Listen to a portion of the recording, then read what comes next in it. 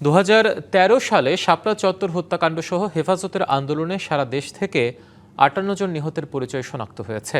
এ ঘটনায় সাবেক প্রধানমন্ত্রী শেখ হাসিনার সংশ্লিষ্টতা পেয়েছে প্রসিকিউশন, তাই প্রধান আসামি হতে পারেন তিনি।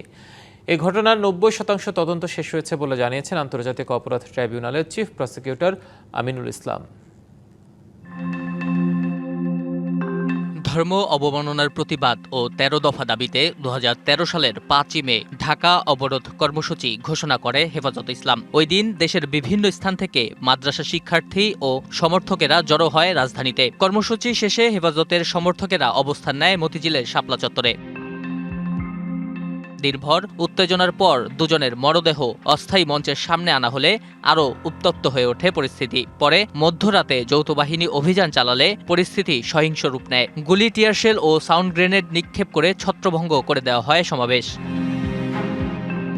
অভিযোগ ওঠে, অভিযানে বহু হতাহতের ঘটনা ঘটে। এক দশকেরও বেশি সময় আগে সংঘটিত ঘটনায় ২০২৪ সালের ২৬শে নভেম্বর হেফাজত নেতা জুনায়েদ আল হাবিব ও মামুনুল হকের পক্ষে আজিজুল ইসলাম ইসলামাবাদী আন্তর্জাতিক অপরাধ ট্রাইব্যুনালে অভিযোগ দায়ের করেন। সাবেক প্রধানমন্ত্রী শেখ হাসিনা, আইজিপি বেনজির আহমেদ সহ ৫০ জনের বিরুদ্ধে এই অভিযোগ আনা হয়।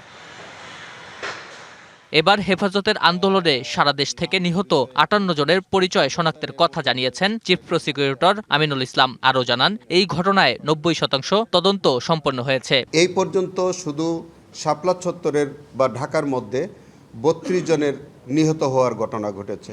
পরের দিন নারায়ণগঞ্জে আরও প্রায় ২০ জনের মতো নিহত হওয়ার ঘটনা ঘটে। সব মিলিয়ে আমরা এই পর্যন্ত প্রায় ৫৮ জনের নিহত হওয়ার ঘটনা আমরা শনাক্ত করতে পেরেছি। ৭২ ঘন্টা ময়েশ্চার লক সমৃদ্ধ লিলি বডি ওয়াশ শিয়া বাটারের গুডনেস স্কিন রিপেয়ার করে রাখে সফট ও গ্লোয়িং।